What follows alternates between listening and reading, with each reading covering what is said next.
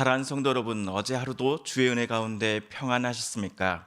2022년 3월 12일 토요일 아침 매일 성경 말씀 묵상 시간입니다.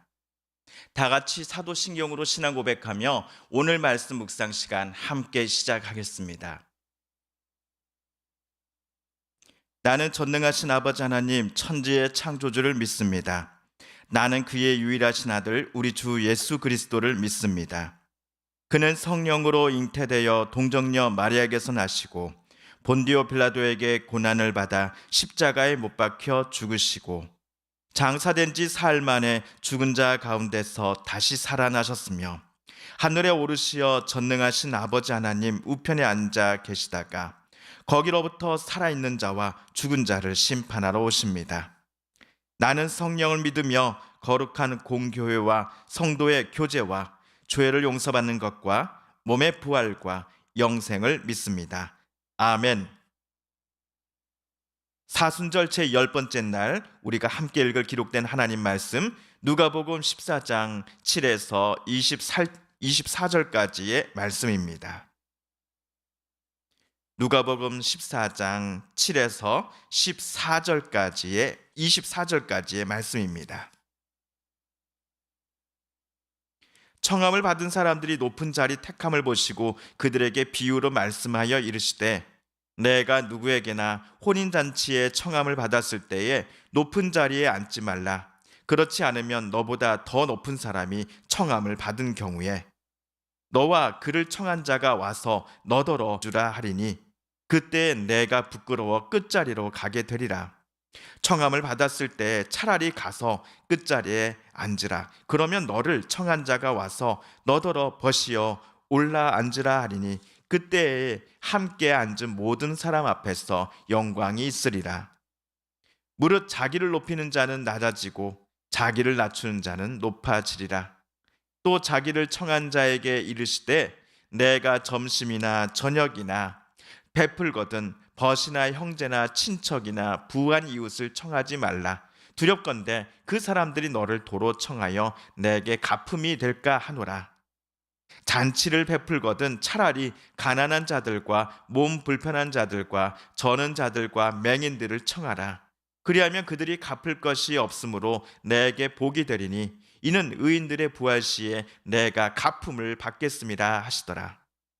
함께 먹는 사람 중에 하나가 이 말을 듣고 이르되 무릇 하나님의 나라에서 떡을 먹는 자는 복되도다 하시니 이르시되 어떤 사람이 큰 잔치를 베풀고 많은 사람을 청하였더니 잔치할 시각에 그 청하였던 자들에게 종을 보내어 이르되 오소서 모든 것이 준비되었나이다 하매 다 일치하게 사양하여 한 사람이 이르되 나는 밭을 샀음에 아무래도 나가 보아야 하겠으니 청컨대 나를 양해하도록 하라 하고 또 한 사람은 이르되 나는 소 5겨리를 샀음에 시험하러 가니 청컨대 나를 양해하도록 하라 하고 또 한 사람은 이르되 나는 장가 들었으니 그러므로 가지 못하겠노라 하는지라.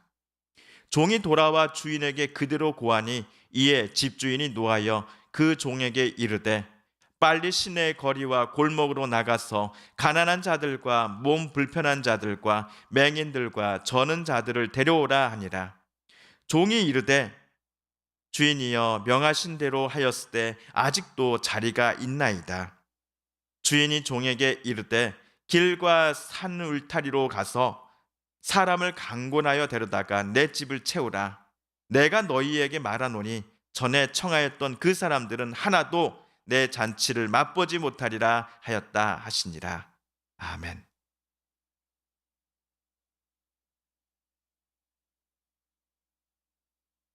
어제 예수님께서는 초대받아 들어간 바리새인의 집에서 수종병 든 어떤 사람을 고쳐 주셨습니다.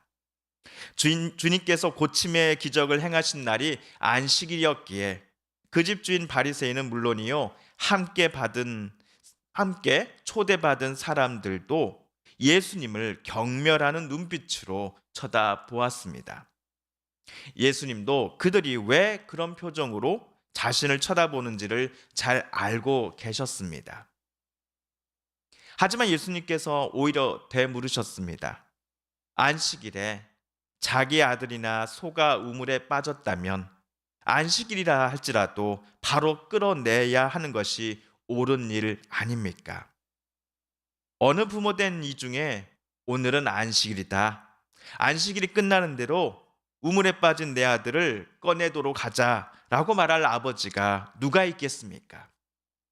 그러면서도 바리새인들은 오로지 안식일 규정을 남들이 지켰는지 안 지켰는지에만 신경 쓸 뿐, 누군가가 하나님께서 보내신 그리스도요, 하나님의 아들이신 예수님을 통해 질병과 고통으로부터 자유케 되는 것에는 전혀 관심이 없었습니다.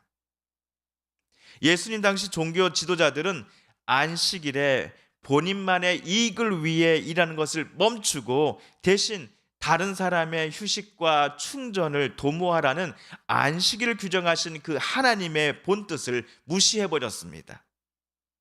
가족은 물론이고 이웃과 다른 사람들에게 안식일에는 자비를 베풀라라고 하셨던 그 하나님의 의도를 그들은 모두 지워버리고 오로지 그날에 남들이 일을 했는가 하지 않았는가를 분별하기 위하여 그들은 눈을 부릅뜨고 사람들을 판단하기 바빴을 뿐이었습니다. 한편 예수님께 수종병을 고침받은 사람이 자기 집으로 먼저 되돌아간 후에 예수님께서는 집안을 좌에서 우로 다시금 훑어보셨습니다. 예수님께서 맨 처음 입장하셨을 때부터 보아하니 바리새인의 집에 오늘 안식일에 초대받은 손님들은 모두가 윗자리를 골라 앉고자 하였습니다. 그것을 염두에 두고서 예수님께서는 당신이 누군가의 집에 초대를 받았다 한다면 높은 자리가 아니라 가서 맨 끝자리에 앉으십시오. 그러면 너를 초대한 집주인이 아니 친구요, 십니까? 어서 윗자리로 올라 앉으십시오 라고 말할 것입니다. 집주인도 당신을 인정하는데 하물며 초대받은 다른 손님들이 당신을 인정해 주지 않겠습니까? 그때 당신은 모든 사람들 앞에서 영광을 받을 것입니다. 그러니 누구든지 자기를 높이면 낮아질 것이고 자기를 낮추면 높아질 것입니다 라고 주님은 말씀하십니다. 이 말씀을 통해 예수님은 거기에 모인 사람들에게 겸손을 강조하셨습니다. 주님의 말씀처럼 우리도 하나님과 다른 이들 앞에서 겸손과 사랑의 마음으로 늘 서 있어야 하겠습니다. 그때에 하나님께서 우리를 높여 주실 것입니다. 그리고 예수님은 집주인에게도 말씀하셨습니다. 다음에 점심이나 만찬을 베풀 기회가 있단다면 그때에는 가난하고 다리 저는 사람들, 눈먼 사람들을 부르십시오. 당신의 친척이나 부유한 이웃들을 초대할 경우 그들도 당신을 도로 초대할 터이니 당신의 은공이 없어지지 않겠습니까?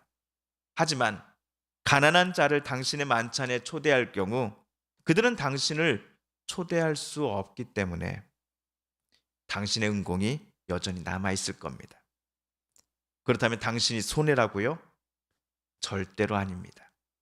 왜냐하면 마지막 심판의 때에 하나님께서 반드시 그 은공을 대신 당신에게 갚아주실 것이기 때문입니다 라고 주님은 자신을 안식일에 초대한 집주인 바리새인에게 말씀하셨습니다. 이 말씀을 통해 예수님은 집주인에게 자신의 입지를 손님들에게 나타내 보기 위해 또한 그것을 통해 다른 것으로 남들로부터 보상받기 위해 만찬을 준비하지 말라라고 가르치십니다. 대신 힘들고 어려운 이들을 위한 만찬을 준비하라고 가르치시지요. 주님의 말씀처럼 세상을 살면 우리가 참으로 많이 손해보는 것 같습니다. 하지만 주님의 선언처럼 하나님께서 반드시 우리의 나눔을, 우리의 손해봄을 가장 선한 것으로 분명 갚아주실 것입니다. 그런데 이때 집안에 있던 어떤 사람이 이렇게 소리쳤습니다. 하나님의 나라에서 음식을 먹는 사람은 복이 있습니다 라고 말입니다. 예수님은 방금 소리친 이 사람을 바라보시면서 새로운 비유를 말씀해 주십니다. 우리 성경은 이 비유에 큰 잔치 비유라고 제목을 달아놓았지요. 이 비유를 예수님께서 해주심이 하나님 나라에서 음식을 먹는 사람은 복이 있습니다 라고 외친 그 사람을 칭찬해 주시기 위해서인지 여부는 이야기를 좀 더 살펴보면서 우리 판단해 보도록 하겠습니다. 비유에서 어떤 사람이 큰 잔치를 베풀었습니다. 그리고 종을 시켜서 자기 집에 많은 사람을 청하였습니다. 그런데 종이 처음에 찾아가 초대장을 전달한 사람들 중 많은 이가 주인의 초대를 거절했습니다. 어떤 사람은 밭을 샀으니 나는 잔치 참여가 힘들겠어 라고 말했습니다. 또 한 사람은 소 5겨리를 샀는데 그것들을 시험하러 가봐야 해서 그날 잔치는 참여가 어렵겠소 라고 대답하였습니다. 또 어떤 사람은 저는 장가 들었으니 잔치에 가지 못할 것 같습니다 라고 말하는 게 아닙니까? 종이 소득 없이 집에 되돌아오자 잔치상에 손님으로 가득할 것으로 기대했던 주인은 노발대발하였습니다. 이에 주인은 종을 시내로 보내어 거리와 골목으로 가서 가난한 자들과 몸 불편한 자들과 맹인들, 저는 자들을 집으로 데려오라고 시킵니다. 종이 그들을 보이는 대로 잔치집에 데려왔으나 여전히 좌석이 비어 있음을 주인은 확인합니다. 그러자 주인은 종을 길가와 또 산 울타리가로 보냅니다. 학자들은 길가와 산 울타리에서 종이 데리고 올 사람들이란 다름 아닌 집주인이 사는 마을 사람이 아니라 여행객들을, 타지 사람들을 가리킨다라고 해석합니다. 또한 앞에서 읽은 13장 29절을 참조해 볼 때 길과 산 울타리에 있을 사람들은 유대인이 아니라 이방인들을 암시하는 표현이다라고 해석하는 학자들도 있습니다. 만약 이러한 학자들의 해석이 맞다고 한다면 맨 처음 집주인의 초대를 거절했던 사람들은 유대인들을 가리킨다라고 봐도 무방할 것입니다. 이방인에 비해서 유대인들은 하나님을 잘 알고 있는 사람들입니다. 유대인들은 하나님께 선택받았다라고 하는 자부심으로 늘 살아가는 사람들이 아닙니까? 하지만 예수님의 말씀에 따르면 암탉이 제 새끼를 날개 아래에 모으려고 하는 것처럼 하나님께서 하나님의 자녀를 당신의 그 날개 아래 모으고자 하였으나 유대인들은 원하지 않았습니다. 하나님 나라의 잔치에 참여하는 것보다도 더 중요한 자기의 일을 해야 한다면서 그들은 하나님께서 보내신 천국잔치 초대장을 가져온 사람을 빈손으로 되돌려 보냈습니다. 큰 잔치 비유에서 주인은 자기 종을 길과 산 울타리가로 보낸 후에 이렇게 말하지요. 내가 너희에게 말하노니 전에 청하였던 그 사람들은 하나도 내 잔치를 맛보지 못하리라 하였다 하십니다. 아마도 이야기 속의 주인의 말은 예수님 또는 그를 보내신 하나님 아버지의 마음과 동일할 것입니다. 이야기 속의 잔치집 주인의 말을 통해 예수님께서는 당시 종교 지도자들 및 예수 그리스도를 통한 하나님께로 되돌아옴을 여전히 거부하고 있었던 당시의 유대인들에게 경고의 메시지를 전하신 것입니다. 반면 하나님의 나라에서 음식을 먹는 사람은 복이 있습니다 라고 외친 그 사람을 예수님께서는 오늘 이 큰 잔치집 이야기를 통하여 칭찬해 주신 게 분명합니다. 저는 오늘 말씀 묵상을 하면서 찬송가 521는 그 문은 참 좁으며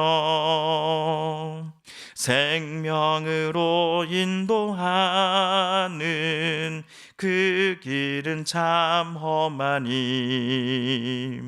우리 몸에 지워 있는 그 더러운 죄짐을 하나 없이 벗어놓고 힘써서 들어갑시다. 구원으로 인도하는 그 좁은 문 들어가 영생으로 인도하는 그 생명길 갑시다. 사랑하는 성도 여러분, 오늘은 사순절 제 10번째 날입니다. 오늘 말씀을 읽으실 때 하나님께서 저와 여러분에게 깨닫게 주신 교훈과 말씀, 들려주신 음성을 기억하시며 이 시간 우리 함께 오늘 말씀 함께 붙잡고 기도드리길 원합니다. 우리 성도님들과 가족들 중에 하나님의 고쳐주심과 일으켜 세워주심을 놓고 간절히 기도하는 분들이 계십니다. 하나님 고쳐주소서, 하나님 회복시켜 주소서, 하나님 치료하여 주소서.